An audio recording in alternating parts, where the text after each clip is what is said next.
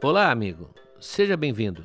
Eu sou o professor Moreno e você está ouvindo o Noites Gregas, este podcast dedicado aos mitos e às narrativas que herdamos do mundo antigo. Olá, ouvinte do podcast Noites Gregas. Eu espero que todos estejam bem.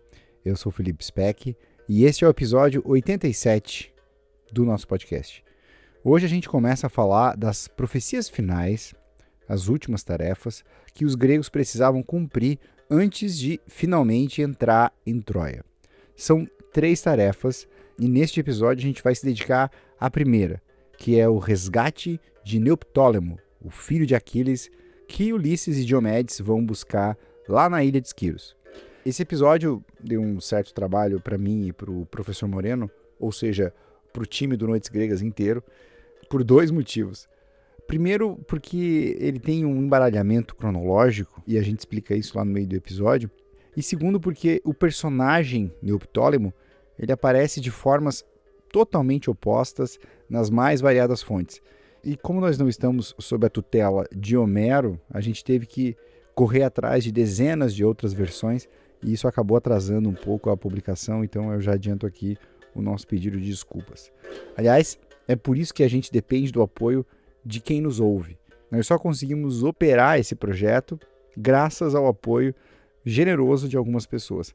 Então, se você gosta do nosso trabalho e quer que o projeto continue, considere se tornar um apoiador e entrar para a comunidade do Noites Gregas.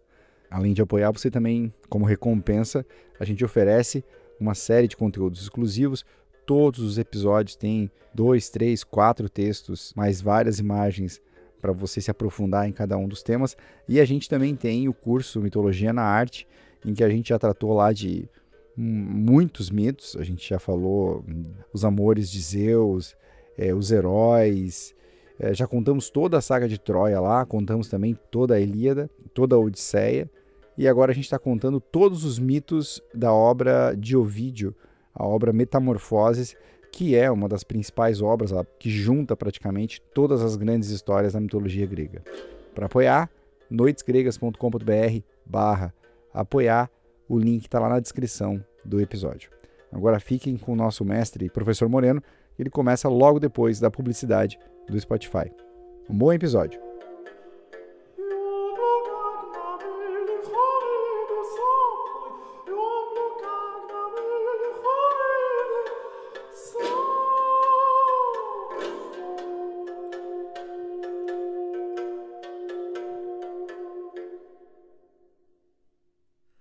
O cenário da guerra tinha mudado. Aquiles estava morto, Heitor estava morto, Ájax tinha tirado a própria vida. E todos os dias, depois do café, os guerreiros de ambos os lados saíam para lutar na planície e só voltavam à noitinha, na hora do jantar, sem que nada de especial acontecesse.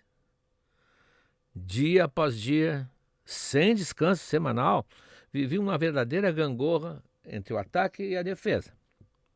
Ora eram os gregos que chegavam até os portões da cidade, ora os troianos vinham empurrando os gregos de volta até os navios. Nada parecia indicar algum progresso, para qualquer um dos dois lados.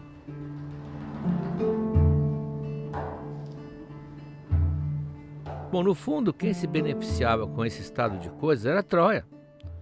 Ela estava protegida por sólidas muralhas de mais de 8 metros, e abastecimento de água assegurado dentro das muralhas, e podia resistir assim por muito tempo, por mais uma dezena de anos se fosse preciso. Já para os gregos era muito diferente. Eles estavam lá, soldados, há anos fora de casa, e o ânimo inicial tinha esfriado, e todos, menos os chefes, largariam tudo na mesma hora que fosse proposto. Ninguém escondia nas conversas entre os soldados que estavam loucos para terminar com essa guerra sem fim. O tempo, na verdade, só favorecia os troianos. Assim, como se diz hoje, eles jogavam pelo empate.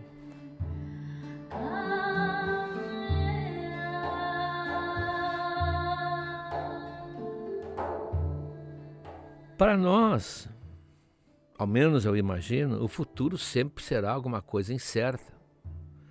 Mas os antigos gregos acreditavam que sempre era possível dar uma espiadinha. Por isso davam tanta importância aos oráculos e aos adivinhos. E no caso da Guerra de Troia, desde o começo, o adivinho de plantão tinha sido o famoso Calcas. Seu currículo era impressionante.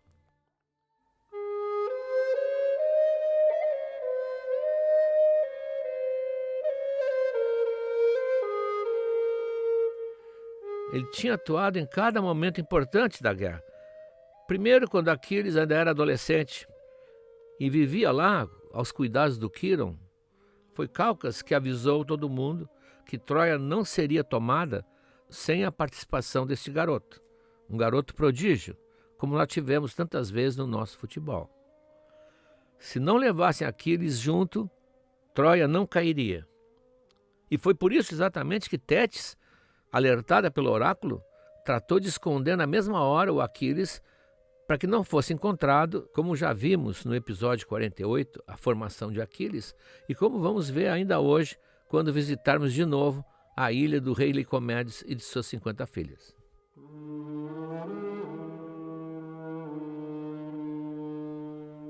Segundo, quando o exército grego ainda estava se reunindo em Aulis, antes da partida, aconteceu um fenômeno que impressionou a todo mundo. Próximo ao altar, uma árvore com um ninho com 10 passarinhos, de repente é atacado por uma serpente, e a serpente engole impiedosamente os 10 bichinhos.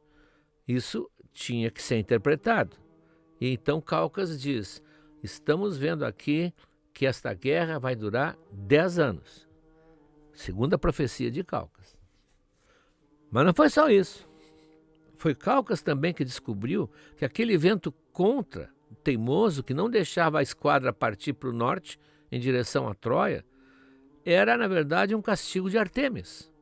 Artemis estava acertando as contas com Agamenon, que a havia ofendido, e só cessaria aquele vento se Ifigênia fosse sacrificada.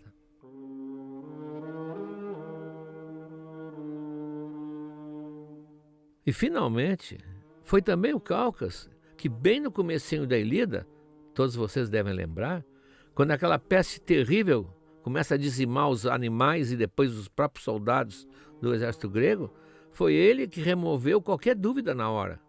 Ele matou a charada, ele disse: isso é um castigo de Apolo, o senhor da peste.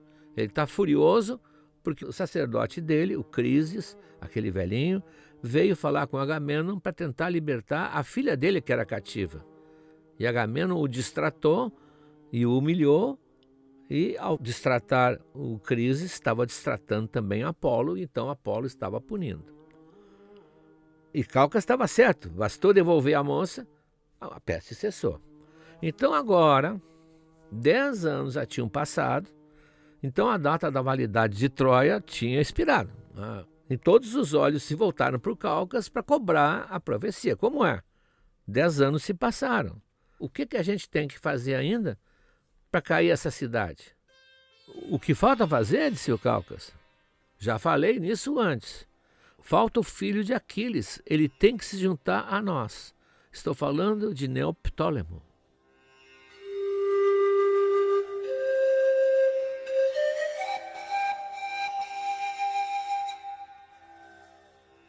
Alguém tem que ir lá na ilha de Esquiros tirá-lo da barra da saia da mãe dele. Ele tem que vir para cá. Eu sei que ele não tem ainda barba, mas não importa, porque o pai dele, Aquiles, se juntou a nós também assim. Ele é exatamente como era Aquiles quando nós o conhecemos e quando Ulisses o trouxe lá da ilha de Licomedes. O oráculo foi claro. Para que Troia caia, ele precisa se juntar a nós.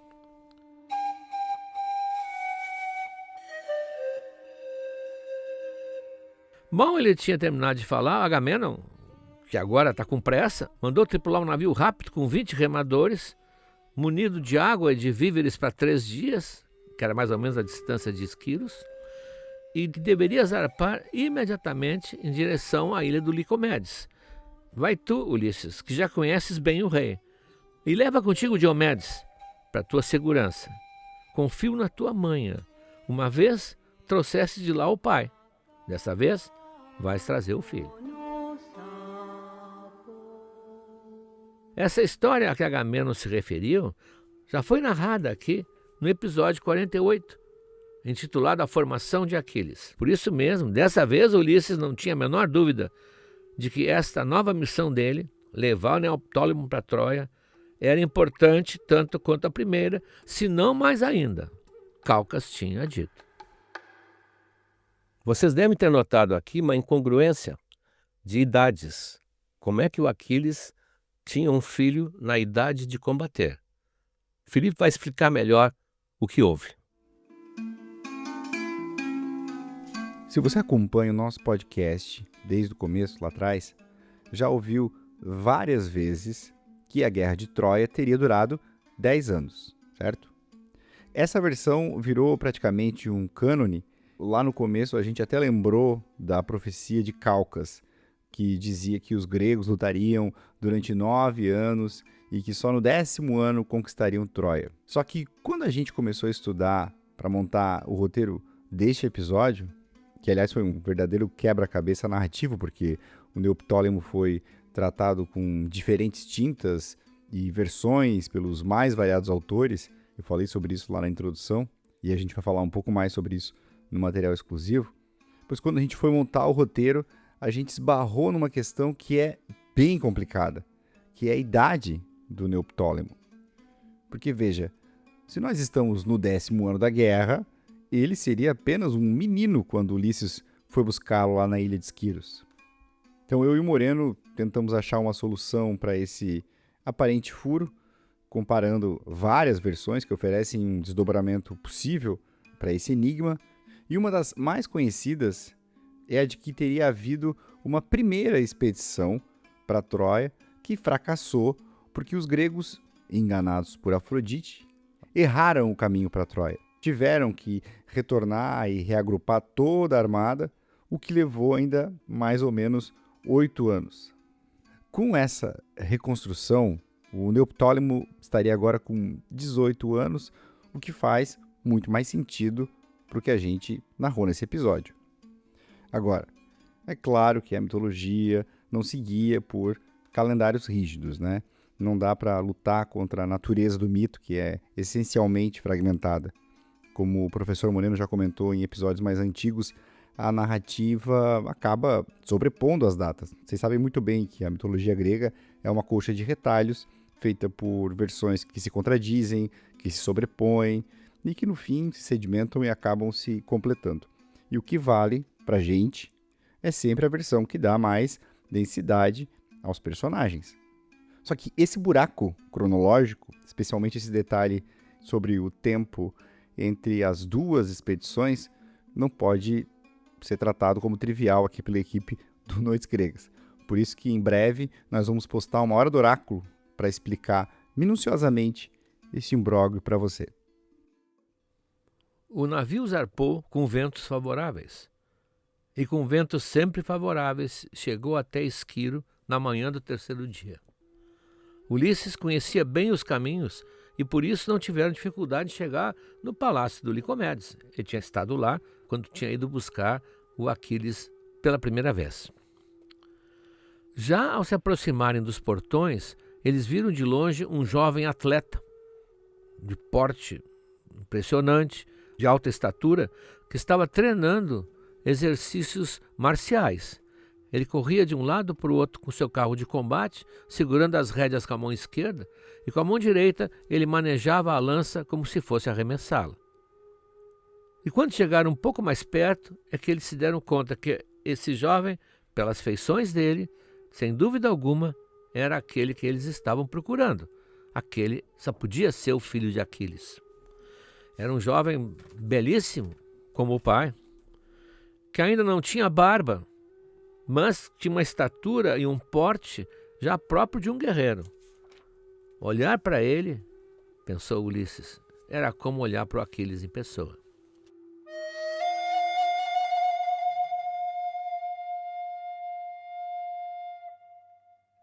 O jovem não se intimidou com a presença daqueles dois estranhos.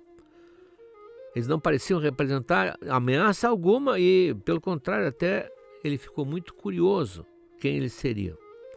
Ele tinha visto chegar o navio lá de baixo e pela vela ele sabia que era um navio grego. E pelo porte de Diomedes, que era maior até que Ulisses, e do próprio Ulisses, ele também percebeu que deviam ser nobres e guerreiros. Só não sabia o que eles estavam fazendo ali.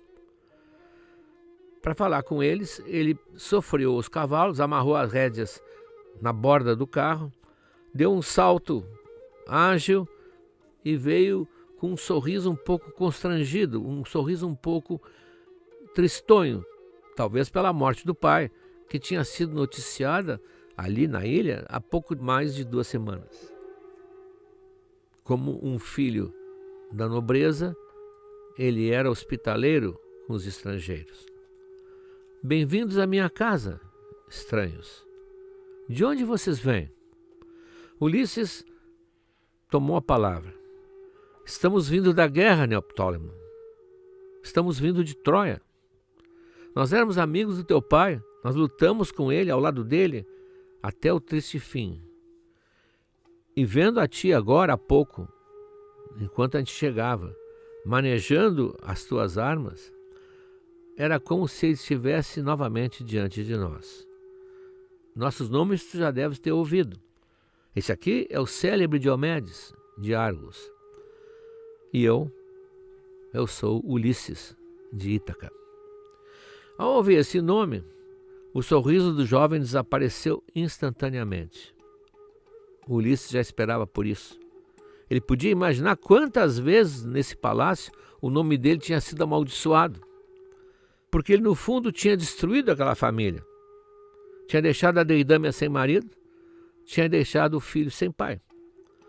Mas eles não sabiam, e Ulisses sim, que Aquiles, naquela ocasião, mal o navio tinha se afastado da costa, tinha feito questão de substituir um dos marujos para ele próprio pegar um remo e remar com grande gana durante boa parte do trajeto, com os olhos faiscando de puro entusiasmo guerreiro. Aquiles queria participar da guerra. Ele não foi levado à força. Não me culpes por ter levado teu pai para longe de ti, jovem amigo. Estava em jogo muita coisa, a vitória ou a derrota do nosso povo. E o conselho sabiamente acatou o que o oráculo tinha dito e me ordenou que encontrasse teu pai e o levasse para lutar ao nosso lado, o que felizmente foi feito, pois muitas vezes isso foi a nossa salvação e encheu de glória o nome do teu pai para todo sempre. Bem, mas para que não me queiras mal, eu quero que tu saibas que fui eu, junto com Ájax, que lutamos sozinhos por muitas horas para manter à distância um bando de troianos enfurecidos que queriam levar o cadáver do teu pai. Enquanto arrastávamos o corpo até um ponto seguro do acampamento, nós lutamos por muito tempo. Neoptólemo continuava calado, mas seu semblante já não estava tão carregado assim. Agamemnon tinha escolhido Ulisses para esta missão porque de todos os que lutavam, gregos ou troianos, ele era de longe o mais hábil com as palavras que qualquer outro. E Ulisses continuou. Queres saber o que eu estou fazendo aqui? Vim te buscar, como um dia eu vim buscar teu pai. Nós precisamos de ti em Troia, como precisávamos dele. Deve existir algo muito valioso no sangue de vocês, que os torna predestinados, pois de novo vem um oráculo afirmando que só poderemos vencer com a tua presença. Não pode ser coincidência. Só Aquiles tinha o poder de iniciar essa guerra. Só o filho dele agora pode terminá-la. Vem conosco e serás recebido como um salvador. Se a riqueza te interessa, vem conosco, que os chefes agradecidos vão te cobrir de valiosos presentes. Mas se é o poder que te interessa, então vem conosco, que Menelau, depois que Troia cair, prometeu te dar em casamento a filha dele, a Hermione, e também um riquíssimo dote em barras de ouro. Agora, se é a glória que te interessa, então vem conosco também, que eu, Ulisses, vou te dar um presente raro, único, tão valioso, que nem mesmo o rei mais poderoso poderá adquirir. Eu vou te dar as armas divinas que eram de Aquiles, feitas pelo próprio Hefesto e que Tétis, tua avó, me deu como troféu. Não conheço a sensação de vesti-las, porque nunca me achei digno de usá-las. É a maior herança de teu pai, e vou passar as tuas mãos assim que chegarmos a Troia.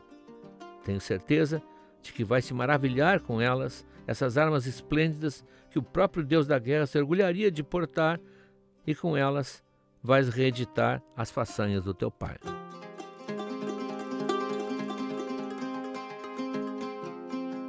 Como vocês viram no episódio sobre a disputa pelas armas, fica claro que Ulisses tinha entendido muito bem que o valor daquelas armas não era o seu valor material, é que havia ali algo muito importante e que ele sentia que o merecedor mesmo era o filho de Aquiles. A esta altura, com esse hábil discurso de Ulisses, Neoptólemo não escondia mais o entusiasmo e parecia um jovem potro impaciente para sair em desabalada carreira pelo campo. Estava tão agitado que só conseguia falar aos trancos. Bem, eu acho que não devemos desrespeitar os oráculos. Se eles ordenaram que os aqueus me convocassem, bom, não vou ser eu que vou contrariar. E se eu posso ajudar o exército pelo qual meu pai morreu, acho que eu vou concordar também. E também acho bom partirmos amanhã bem cedinho, assim que o dia raiar.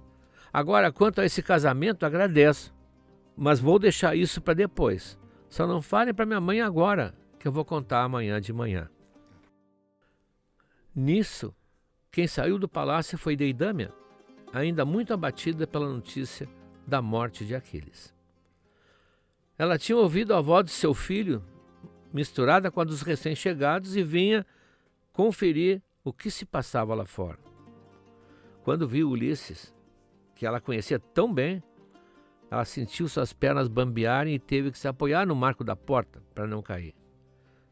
Neoptólemo pretendia deixar para o dia seguinte o anúncio de sua partida, mas Deidâmia era mãe, e as mães sabem tudo sem precisar que lhes contem. E ela, sem dizer nada, veio apoiar o rosto no largo peito do filho, já tapada de lágrimas. Ela tinha entendido tudo, sem que lhe dissessem uma só palavra.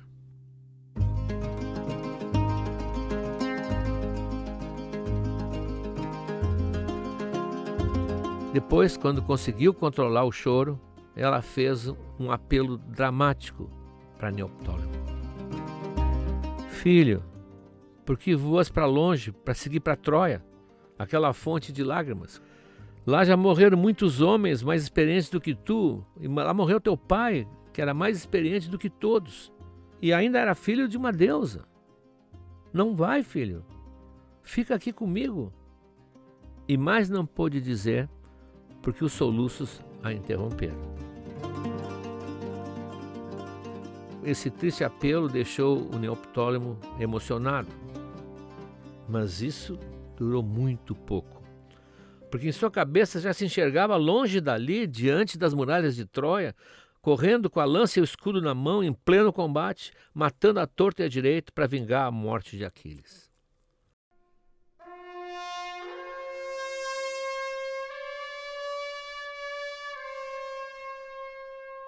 No mundo grego, não havia esse período de transição que a gente chama de adolescência.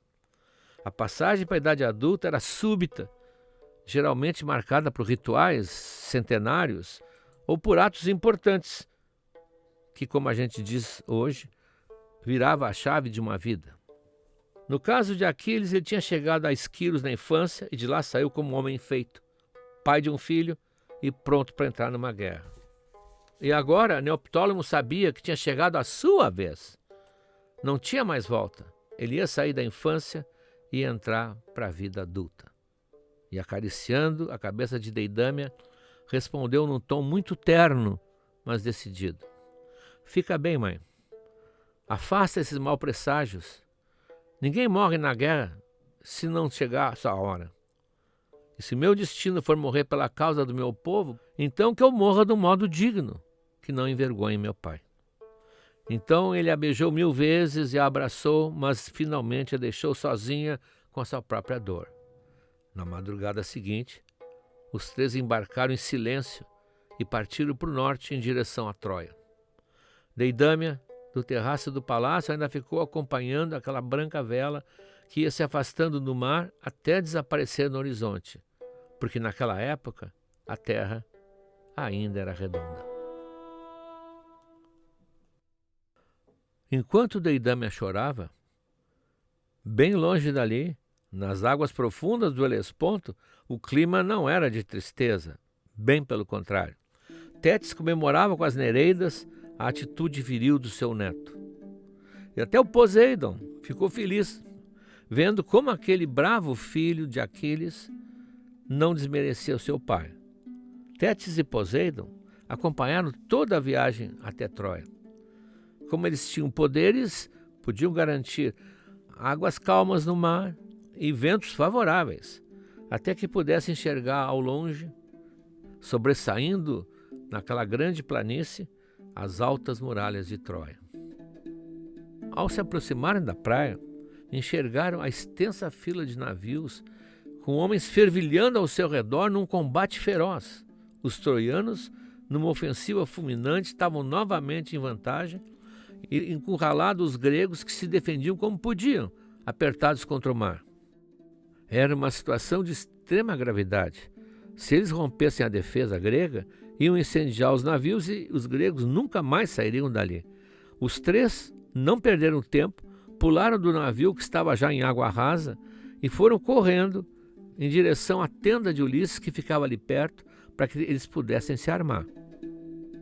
Diomedes e Ulisses marchavam apreensivos, com o semblante carregado, diante daquela terrível visão que poderia significar a derrota final. Neoptólemo, não. Bem pelo contrário, ele não cabia em si de emoção, ele vibrava com a proximidade do combate. Ele talvez fosse hoje matar o seu primeiro homem, o que era, para um guerreiro daquela época, o seu verdadeiro batismo. O próprio Ulisses ajudou Neoptólemo a vestir a armadura e o capacete de Aquiles. Couberam nele como se o Hefesto tivesse tirado hoje as medidas dele. O escudo, aquele famoso escudo de Aquiles, parecia feito para o braço dele. E até aquela lança pesada, que vocês lembram, o Patroclo, quando levou emprestadas as armas de Aquiles, não quis levar a lança porque ela era pesada demais, pois essa lança agora, Neoptólemo levantava no ar sem o menor esforço.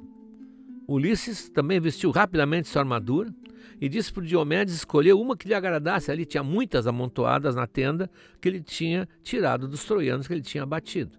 Era uma das riquezas que os guerreiros obtinham na guerra. Fazia parte do butim levar a armadura e as espadas e os escudos dos inimigos, porque isso representava uma espécie de riqueza. Lembre-se que nós estamos numa época que não tem dinheiro, não existe dinheiro de troca.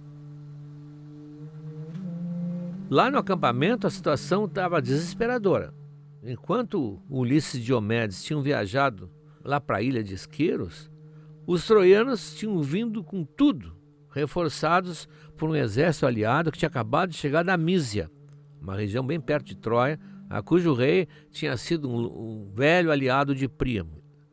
E reunindo essas forças, tinham atacado em peso o acampamento grego para derrubar o famoso muro que protegia os navios. Isso vimos em vários episódios, foi tentado muitas vezes e sempre os gregos conseguiam rechaçar o ataque. Mas agora estava um pouco diferente o equilíbrio das forças. Aquiles não estava lá, Ájax também. Ulisses e Diomedes estavam viajando. E pior, esse exército da Mísia era chefiado por Eurípilo, que era um descendente direto da mesma linhagem do Hércules, e que era um formidável guerreiro, um combatente temível, seria quase assim um Aquiles local. Então, com isso, agora os gregos estavam praticamente cedendo quando chegou o nosso trio.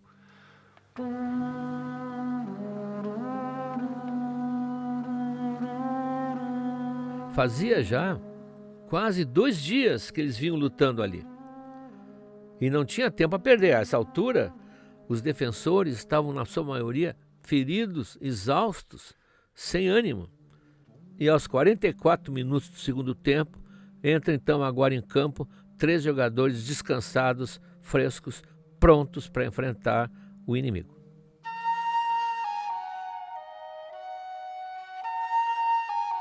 Os 3 recém-chegados correram para o muro de espada em punho, enquanto Ulisses, aos gritos, organizava uma resistência. Diomedes e Neoptólemo caíram matando em cima dos troianos e por onde passavam iam deixando uma trilha de corpos ensanguentados na planície. Imediatamente, o ânimo dos combatentes cresceu ao ver de novo em ação dois dos grandes chefes da expedição, que eram Ulisses e Diomedes, que todos respeitavam e admiravam. Mas muito mais ainda, o ânimo cresceu ao ver, vestindo a inconfundível armadura dourada de Aquiles, um jovem guerreiro que parecia ser uma reedição do seu pai, como se os deuses, para ajudá-los, tivessem trazido de volta o maior guerreiro de todos os tempos. Pouco a pouco, os troianos foram recuando, foram se afastando do muro, apesar de todo o esforço do Eurípilo em animá-los de novo. Neoptólemo e Diomedes ainda chegaram a perseguir por alguns minutos na planície, mas logo perceberam que o inimigo estava realmente se retirando para se esconder dentro do recinto seguro das muralhas. No acampamento grego, de cima dos carros, do convés dos navios, uma multidão saudava alegremente Neoptólemo, o herói do dia, pois ele tinha contaminado todo mundo com a sua energia e sua ânsia de guerrear, fazendo todos recuperarem a coragem que tinham perdido. Ao ouvir aqueles aplausos unânimes, Neoptólemo não cabia em si de tanto orgulho. Em sua homenagem, fizeram um banquete em meio às tendas, cobrindo o jovem de presentes principescos, atraentes cativas, peças de ouro e de prata, cavalos velozes, equipamentos de combate, belos mantos tecidos por mãos de mulheres e muitas outras riquezas que o jovem mandou guardar na antiga tenda de Aquiles, que agora passava a ser sua. Durante o banquete, ele era a atração central, e o próprio Agamemnon, orgulhoso, fez questão de saudar o novo herói. Tu és verdadeiramente o filho do teu valente pai. Parece que o vejo mais uma vez junto aos navios, comandando a reação contra o inimigo. Ele está agora entre os imortais, mas hoje te enviou para nos salvar quando estamos à beira da destruição.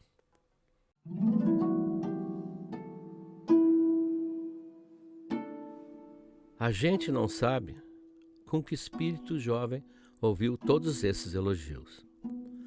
Criado sem o pai, ele saiu de uma vida normal, pacífica, pacata, na ilhazinha de Esquiros, sempre junto do avô e da mãe, para entrar bruscamente no mundo adulto e no mundo brutal da guerra, recebendo já no seu primeiro dia um formidável batismo de sangue. E não entrou na guerra como ele mesmo, não entrou na vida como ele mesmo, mas como um novo Aquiles. Ao vestir a armadura do pai, todos se maravilharam ao ver esse Aquiles 2.0, igual, quase idêntico ao primeiro, e ele não teve mais escolha senão assumir a missão que o seu pai não tinha chegado a cumprir. A profecia tinha dito que sem Aquiles Troia não ia cair. Mas depois que Aquiles morreu, outro oráculo nomeou Neoptólemo para completar a tarefa. Como veremos, ele vai levar à destruição da cidade, como até Ulisses, na Odisseia, quando ele vai ao mundo dos mortos e encontra Aquiles, ele relata as façanhas do seu filho. Mas, como veremos, ele não tinha a violência domada que o pai dele tinha. Ele não tinha passado pela formação de um Quíron, o sábio centauro, e ele vai desencadear uma violência sem precedentes na mitologia.